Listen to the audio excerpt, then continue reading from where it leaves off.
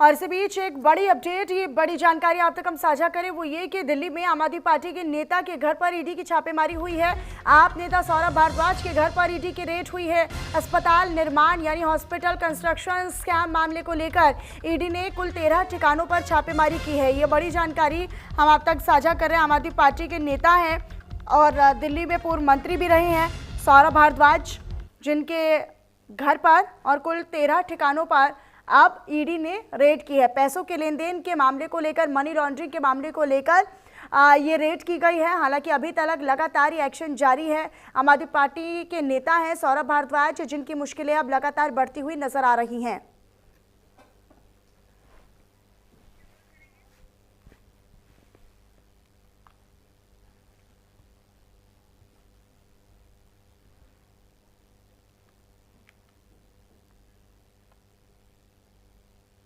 आम आदमी पार्टी के पूर्व कैबिनेट मंत्री और मौजूदा प्रदेश अध्यक्ष सौरभ भारद्वाज के घर यानी कि चिराग दिल्ली पर ईडी की रेड चल रही है और लगातार जो रेड है वो जारी है। अंदर लोग मौजूद हैं। यहाँ पर 13 ठिकानों पर रेड की गई है। आम आदमी पार्टी के जो कार्यकर्ता हैं वो यहाँ पर उनका आना जाना शुरू हो गया है। और क्या नाम है सर आपका? मेरा नाम चिराग है। देखिए, आज जो है ईडी ने रेड की है, 13 ठिकानों पे रेड की है और कहीं ना कहीं इससे पहले भी कई नेता हैं जिनके ऊपर ईडी ने रेड किया है। किस तरीके से आप इसको? देखिए, मेरा एक सवाल है, जितनी भी रेड हुई है क्या आपको चवन्नी की रिकवरी मिली है? कभी कुछ नहीं मिलता। फर्जी केस बनाए जाते हैं।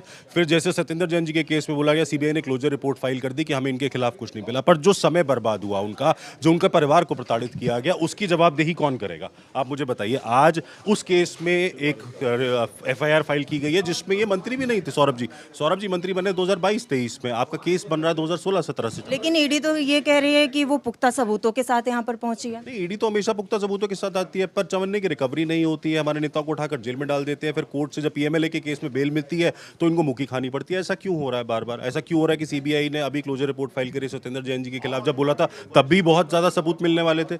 आज कहीं ना कहीं बात सिर्फ इतनी है कि जब आप सत्ताधारी दल से सवाल पूछते हैं, जब मोदी जी की डिग्री के बारे में पूछते हैं, तो कहीं ना कहीं सत्ताधारी दल के पास जो बल है ईडी की तरह या CBI की तरह, वो आपके घर भेज देती है। देखिए, आप भी डिग्री की बात कर रहे हैं। लगातार आम आदमी पार्टी के जो मंत्री हैं, मौजूदा सांसद हैं, उनकी तरफ से भी बयान आ रहे हैं कि डिग्री की लेकर के जब बात चली है उसके बाद ही आज सुबह सुबह रेड क्यों करवा दी है सरकार? ये देखिए ना, ये सिर्फ एक डराने की बात है। हम तो पूछ रहे हैं 71,000 करोड़ रुपए का स्कैम प्रधानमंत्री ने बोला था, आज उस व्यक्ति को उप मुख्यमंत्री कैसे बना दिया? उस जांच में क्या हुआ? जनता भी जानना चाहती है ना।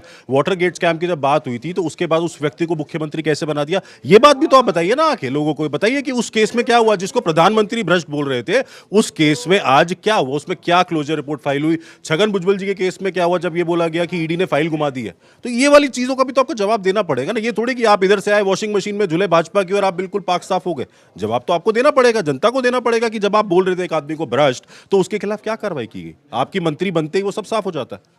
देखिए, इससे पहले भी जब रिपोर्ट्स पेश की गई थी विधानसभा में, तब वहां पर भी घोटाले साबित हुए थे और आज ऐसे में रेड पड़ी है। विपक्ष जो है वो लगातार आप लोगों की तरफ से ये कहा जा रहा है कि सबूत नहीं, लेकिन ईडी तो ये कह रही है ना कि वो पुख्ता सबूतों के साथ यहाँ पहुंची है। ईडी के पास तो हमेशा सबूत होते हैं, लेकिन लास्ट में उनके पास कुछ नहीं मिलता, जीरो मिलता है। आप देखो सत्येंद्र जैन के खिलाफ क्या हुआ, 6-7 साल उनके खराब कर दिए। लेकिन वो जेल तो गए थे ना, तो मिला क्या? सबूत कहाँ मिला? अगर सबूत मिलता तो उनको पूरी सजा मिलती है ना। कुछ नहीं मिला ना, सिर्फ फंसाया गया उनको। तो आप कह रहे हैं कि पूरी तरीके से फंसाया जा रहा है। जो सबूत हैं वो पुख्ता सबूत नहीं है। कुछ भी नहीं मिलेगा, आप देख लेना। हम 100% कह रहे हैं कुछ नहीं मिलेगा इनके खिलाफ। इनको फंसाया जा रहा है, सौरभ भारद्वाज जी को फंसाया जा रहा है। ये तो ऐसे हैं, बिना उसके चप्पलों में आधी रात को कोई आ जाता। आप यहीं रहते हैं? हाँ जी, बिना चप्पलों में ऐसे ही आ जाएंगे। बेल बजेगी, आए क्या दिक्कत है, अपने आप चल देंगे। किसी को बुलाने की जरूरत नहीं है उनके लिए। हमारे साथ चलेंगे वो और खुद धरना देंगे। आप कैसे देखते हैं इस रेड को? क्योंकि सुबह सुबह से 13 जो ठिकाने हैं वो सौरभ भारद्वाज के और ईडी ने रेड की है और अब अंदर जांच जो है वो भी जारी है। जी, आप पिछले आज की सिर्फ बात मत देखिए, आप पिछले 2.5 से 3 साल का पैटर्न देखिए। कितने आम आदमी पार्टी के नेताओं के घरों पर उन्होंने रेड लगाई, आज तक एक भी चवन्नी का सबूत उन्हें मिला नहीं मिला। सत्येंद्र जैन जी का भी केस मिला। ये जो जिस केस की बात कर रहे हैं, तब तो सौरभ जी मंत्री भी नहीं थे। तो अगर आप हमारे ईमानदार नेताओं के घर पे ईडी, CBI, IT जैसी संस्थाओं की रेडें डालेंगे, ये तो एक PR एक्सरसाइज है भारतीय जनता पार्टी की कि आप रेड डालो, फिर अखबारों में बड़ा बड़ा छापो कि सौरभ भारद्वाज जी के घर पे ईडी की रेड हो गई और आप उनको एक तरीके से उनकी रेपुटेशन ख़राब करने के लिए ये सारी साजिशें रचो। तो ये एक बहुत बड़ी साजिश है जो बहुत टाइम से आम आदमी पार्टी के नेताओं के खिलाफ चले जा रहे हैं। अखबार में छापना या मीडिया में दिखाना, ये तो जब रेड चल रही होती है हम लोग तो वहाँ पे पहुँचते हैं, लेकिन ऐसे में जो है ईडी जो कह रही है वो कह रही है कि पुख्ता सबूतों के साथ पहुंची हुई है, उनके पास सबूत हैं बाकायदा, क्योंकि उन्होंने पहले जांच की थी और जांच के बाद अब पूरे सबूतों के साथ वो पहुंची हुई है। ईडी तो हमेशा सबूतों के साथ पहुंचती है, आज तक कुछ भी प्रूव हो पाया है? मैं आपसे पूछना चाहती हूँ, आज तक कुछ भी प्रूव हो पाया है? आम आदमी पार्टी के किसी भी नेता के घर में 1 रुपए भी मिला है? सत्येंद्र जैन जी के खिलाफ 1 भी रुपए मिला है? तो ये हम सबके सामने हैं और दिल्ली की जनता आज इकट्ठा होगी। आप चाहे आम आदमी पार्टी के कार्यकर्ता हो, दिल्ली का एक एक नागरिक इकट्ठा होगा हमारे नेता के लिए सपोर्ट दिखाने के लिए, क्योंकि उनकी ईमानदारी के खिलाफ हम एक भी चीज़ नहीं सुनेंगे। आम आदमी पार्टी क्या अब इसका प्रोटेस्ट करेगी ईडी जब यहाँ से चली जाएगी? जी बिल्कुल, हम इधर सब लोग, हमारे सारे कार्यकर्ता, हमारा पूरा संगठन, और सिर्फ कार्यकर्ता संगठन नहीं, इधर के लोकल लोग, दिल्ली की जनता भी इकट्ठा होगी, क्योंकि ये अब एक बहुत ही एक पैटर्न दिखने में आ रहा है कि कितने टाइम से, कितने सालों से हमारे नेताओं को प्रताड़ित किया जा रहा है। उनके परिवार के बारे में सोचिए, उन पर क्या बीतेगी। देखिए, पूरी तरीके से जो है आम आदमी पार्टी के कार्यकर्ता हैं, जो पड़ोस के लोग हैं, उनका साफ तौर पर ये कहना है कि जो ईडी पहुंची है वो यहाँ पर जांच जरूर कर रही है, लेकिन अंदर से खाली हाथ जो है वो निकलेगी। लेकिन ऐसे में उनकी तरफ से ये भी कहा जा रहा है जब ईडी की रेड खत्म हो जाएगी तो सभी कार्यकर्ता और जितने भी आस पड़ोस के लोग हैं वो एक साथ मिलकर पूरी तरीके से विरोध प्रदर्शन इस बात का करेगी, क्योंकि ईडी को मिलता कुछ नहीं है, लेकिन ये कहीं ना कहीं आम आदमी पार्टी के नेताओं को फंसाने का काम सरकार कर रही है। कैमरा पर्सन आरब के साथ शालू चौहान, न्यूज़ इंडिया, दिल्ली। तो वहीं इस पूरे मामले को लेकर अब कांग्रेस नेता उदित राज का क्या कहना है वो भी आपको सुनवा देते हैं।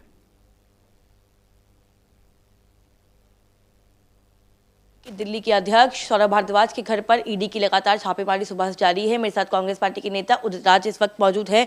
सर, सौरभ भारद्वाज के घर पे ईडी की रेड चल रही है। 2018 में जो सरकारी अस्पताल का मामला था, जब वो स्वास्थ्य मंत्री थे, जिसका मामला दर्ज हुआ था, उसको लेकर जो है ईडी आज कई ठिकानों पे रेड कर रही है, जिसमें सौरभ भारद्वाज का घर भी शामिल है। पहली प्रतिक्रिया क्या है? देखिए, भ्रष्टाचार किसी के द्वारा हो, कहीं हो, टॉलरेट नहीं किया जा सकता है। और जो इन्होंने बहुत बड़ा ऊंचा पैमाना रखा था ईमानदारी का, आम आदमी पार्टी ने, और कांग्रेस के ऊपर आरोप लगाया था भ्रष्टाचार का, जिसकी वजह से सरकार गई। लेकिन ये कितने ईमानदार हैं सभी जानते हैं, और भयंकर भ्रष्टाचार इन्होंने किया। लेकिन अगर बीजेपी का कोई नेता होता सौरभ भारद्वाज के जगह पर, तो उसका स्वागत होता, प्रमोशन होता, बजाय कि ईडी के द्वारा रेड करना। ऐसे तमाम एग्जाम्पल हैं। और वो एग्जाम्पल जैसे कि प्रधानमंत्री जी ने कहा था कि अजीत पवार 70,000 करोड़ के घोटाले में इनको जेल भेजा जाएगा, और गारंटी दिया था जेल भेजने का। तो क्या गारंटी हुई हो? वो तो डिप्टी चीफ मिनिस्टर बना दिया वहाँ पर।